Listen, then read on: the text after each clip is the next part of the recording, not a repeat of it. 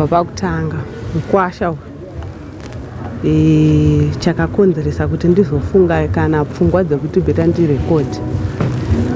Last year pakaitwa guva ramwene vangu ini mukwasha yakauya auya akangosvika ndofunga 20 minutes hadzina mbopera atorohwa kudhara mukwasha hembe yaya toita ropa. Saka inini sezvo zvinhu zvakaitika ndisipo ndakatraya kumudeedza kwaaiti ndaakudzokera ndichida kunzwisisa kuti masvika hamusati mazivana nehama dzakawanda, hamusati mapedza kumhoresa vanhu, ko mazorwa naatezvara sei. Ndichimudeedza payakabharamba ndofunga pakaita kusendwa kwemameseji nehanzvadzi yemukwasha kutukwa naamwene vacho vachituka inini vachisenda pamafoni angu. Mamwe mashoko acho akandiremera last year. Ndakanokwira dare remusha. Ndakwira dare remusha ndaida kutraya kuti tiyanane, mumwe nemumwe azive saidhi raari, mumwe nemumwe oziva waari kutaura naye. Ndofunga ndaenda ikoko ndakavatumira vanhu kuti vasvike nemwana wangu vakamudzinga akauya kumba. Taenda kudaro amai vacho ndo vakandivhura brain because vakabva vataura kuti evidence yekuratidza kuti mwana wangu akatadza akaroverwa izvi kuchiweshe ndeipi. Vakadi kutora kana kashoti video vachitaura zvavaitaura. Indi vanangoti aiwa zvina kuipa. Ndakabva ndavapindurawo pameseji. Ndakati vana venyu makapota muchiti makanetsana nemwana wangu ikoko, mopota muchindisenderaini mameseji hamuna kuroora inini, makaroora mwana wangu.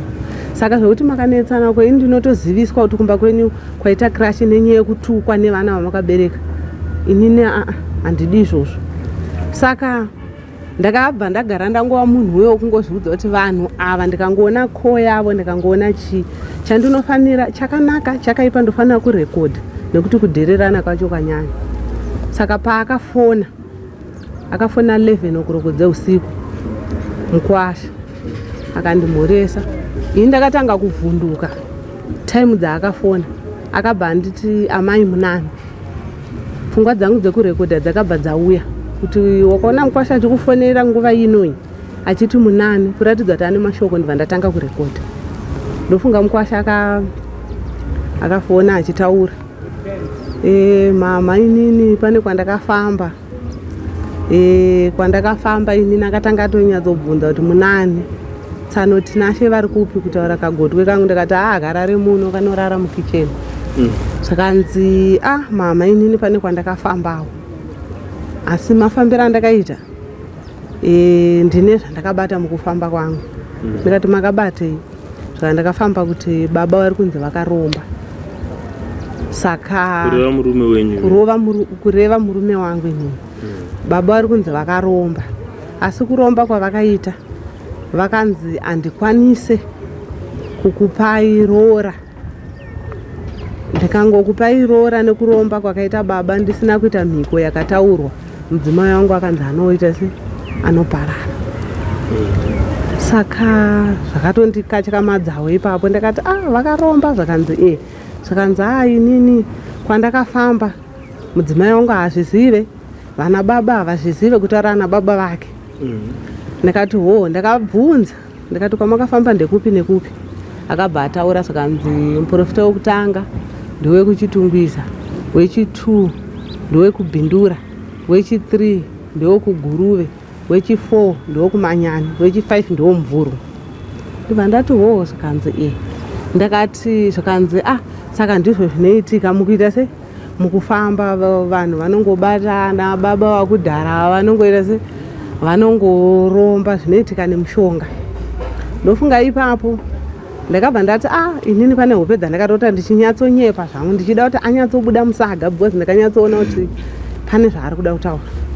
Ndibva ndatomunyepera zvangu ndikati pane hope dzandakarota. Ndakarota inini zvikinzi mukwasha wenyu aita mari. Zvaaita mari zvaatenga mota, haana kubvisa mari yerora, mari yese yakaperera kumota. Zvakanzi handiti mazviona mama zvinoita mwana. Ndakati zvakanzi ndapedza kutaura ipapo. Zvakanzi manje mhiko yacho yakazotaurwa yakanzi mungafambe kun'anga kana kumaprofita mungaapedze, asi chandoda kukuudzai ndechekuti mhiko iyoyo chete mukangoita ndokuti zvipera. mama mhiko iyi inogona kukukachamadzai kana kuti kukushamisai, asi zvakuda hana yenyamai. Ndakabva ndabvunza ndikati ko zvingandikachamadza kana kundityisa ndezvei pakubata kwemurume. Ndipo akataura kuti mhiko yandakaudzwa mhene kuti ndinokwanisa here kuitaura. Ndikati taura hako mwana wangu akasununguka. Zvikanzi ndotaura mai. Ndikati aiwa taurai. Ndipo akataura kuti kwandakafamba inini mhiko yandakapiwa ndikanzi ndofanira kurara nemi, ndokuti ndikwanise kubvisa mari yekuroora ndichikupai. Ndofanira kurara nemi kamwe chete, tikofokuroko dzichiita se dzichikwana. Ndakapiwa 3 days.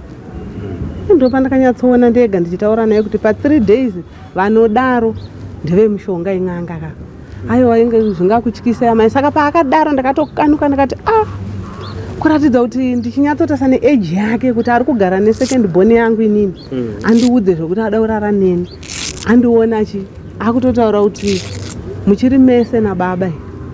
Ipapa handinakwanisa kana kupapindura. Yeye mama zvingakukachamadzei, asi chandongotaura mama ndechongoti ngatingozviitai tisafe. Mukangozvibvuma chete. Nditori nemari iri mumota izvezvi kutaura kwandiri kuita yakawanda, asi ndikushaya kuti ndoita sei. Saka inini ndaona kuti bheta tingozviita mai, ndo yandongokupai mari. Izvezvi ndiri parodhi pandiri, handisi kumba zvokuti mukangobvuma ndinomutsa mota ndogoita se ndogouya. Izvozvo zvinova zvinhu zvokuti zvakandirwadza, nokuti ane dzimwe mari dzangu dzaanadzo dzatatakataurirana kuti anondidzosa mari dzangu. Nhasi unowu hana kana kuroora kana kuita sei. Vakundigadzirira nyaya manje yokuti vauda kurara neni kuti vasakwanisa kundipa mari dzangu. Ii ndopa ndakamudza ndikati aiwa zvinetse mwanangu, chandingakwanisa inini kuita ndechekuti imimi handiti makafambawo, ininiwo mangwana ndikuda kudi ndoda kumbobuda ndombouya ndopa 2 3 ndinzwe kuti zvamakabata imimi nezvandichabata zvichafanana. Saka akabva anditi right mama hazvina kuipa, imimi munoita se munoenda, asi kana maenda musaende kunobvunza. Imi chenyu kusvika kugara chete, chenyu kuprofitwa chete. Ndikati ini ndichabvunza. Kana ndadzoka mangwana kuma10 ndichakufonerai. Moya kupi? Moya kunokumba. Yabva yakata foni. Mangwana acho iye haana kuzvifungira kuti ndaudza hama. Inini ndakabva ndaudzawo vanhu vepamba. Zveshuwa ndakasumuka ndakanokwira futi dare remusha. Vakafonerana vanhu vakatoona kuti nyaya haite. Vakati mimi mukuda zvipa mai. Ndikati ini ndarwadziwa. Mukwasha hangandidhereri usvika ipapo. Zvikanzi right. Saka ndatomhangara ndatodzoka. Mwana wangu ndopa akandifonera. Akati mama muriko here kumba? Ndikati ndiriko. Zvikanzi ndikuda kurukwa. Ndikati right. Uya zvako ndiriko kumba. Saka kumapasti 1 masikati ndo pandakaona mota yake ichiuya ine murume wake naiye. Naiwe ndakatogara naamai vangu nemuroora wangu takatogara panze. Saka vachisvika vabva pakawo mota yavo. Ini ndakatotaura ndikati uyu mukwasha uyu ndoda tomuratidza kuti zvakaita akatondigumburira, handisi kuda kutaura naye. Mai vangu vakati mudairei. Akataura neni. Zveshuwa akauya akamhoresa vese ana gogo. Inini akapfugama akaombera akati mama makadii? Ndakadaira. Saka amai vake vakabva vatanga kufona. Vakati maenda kupi nemota? Zvakanzi ndaperekedza mai P kunorukwa namama. Zvakanzi kurumbidzai dzokai nemota, chigayo chikuramba kumuka. Muroora wangu akazonditi tete mukwasha ati ndakuenda, ndakumhanyira kumba, chigayo charamba kumuka. Ndibva ndangoti hoi. Ndopa ndakakwanisa kutora audio. Ndikati mwanangu pane zvakaitwa nemurume wako nezuro. Ndikatora foni ndikamupa ndikati inzwa. Akabva anzwa. Akati saka mama mafunga kudii nenyaya? Ndikati mwanangu ini ndikukwira dare. Zvikanzi vatadza havaifanirwa kutaura mashoko akadaro ndichigara navo. Saka abva iye futi murume ndiyakabvunza mukadzi akuti but zviso zvevanhu ava wazviona sei? Mama vanga vakagumbuka nhasi. Zvikanzi koinda. Zvikanzi uya haana kumuratidza kuti pane audio yandanzwa kana kuti chi. Zvikanzi kosei mama vanga vakagumbuka, imi wazviona sei? Nhana uzviona. Zvikanzi mama vanga vakagumbuka nhasi. Zvikanzi zvikanzi inini havana chavataura. Kumanheru kwacho second day akabva fona futi. Atanga kuisa kashort message anzi mama ko mazodzima foni mazodii. Ndibva ndatoratidza muramu wake ndikati ona muramu wako atanga.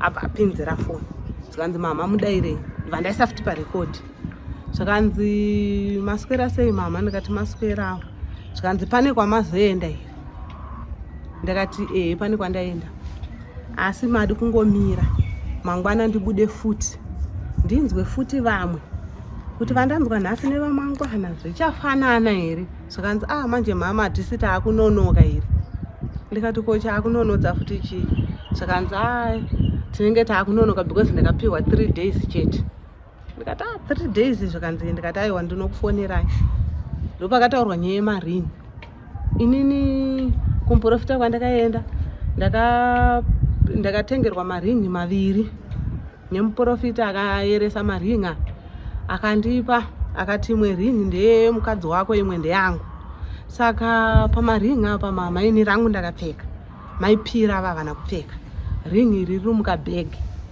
saka riri mukabhegi momo raive kumba kwana mama saka maipinda ndakavabvunza kuti rako sei usina kupfeka vakati kwanzi kabhegi kacho ndakatokashaya saka ringi iroro rakatoshaika ndopa ndakabvunza ndakati maringi aya maipiwa maringi aya muchinzi ndei zvikanzi ndakapiwa maringi aya kuti indakapfeka rangu amaipiwa kupfeka rangu inini ndosikuya ikoko ndobva ndazoita zvandikutaura ini mama ndobva ndati hoho zvikanzi ndakati aiwa regai nombobuda futi mangwana ndomandakaita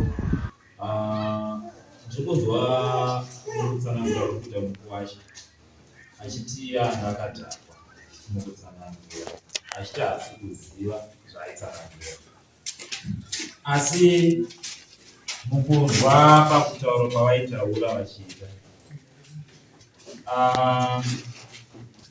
kutaura kwemunhu akadhakwa kunonzwika vachitaura namafoni konzwa vachina vakataura chokwadi chinenge chakanaka kutaurira dani mafambiro akaita nyaya kana mafambiro azvakaita mukataura muchinjenga iwe wapika mhiko kureva kwekuti wanyepera dani saka chokwadi chakanaka ndechekutaura nawo mafambiro ayo zvakatanga zvakadai kusvika pakati tisinganjengi nokuti tikanjenga chokwadi chikazobuda iwe wanyepera dani kuda kuti imwe mhosva saka ndaikumbira uchangamire vagone kunyatsotsanangura chokwadi chavo vasinganjengi pamberi pedani mune mamwe madzikiro here yamuina mukutsanangura kuchangamire kune conversation yekutaura kwavakaita kana kuti audio yekutaura kwavakanga vachiita mukwasha achifonera amwe yatakawana akatoita akafona ndeuyu mukwasha ndiye akafona kuna amwe saka tinozoyatonzwa ndeke kaseti yacho musi wa 20. When is the next court date? 27. Yeah, the next court date.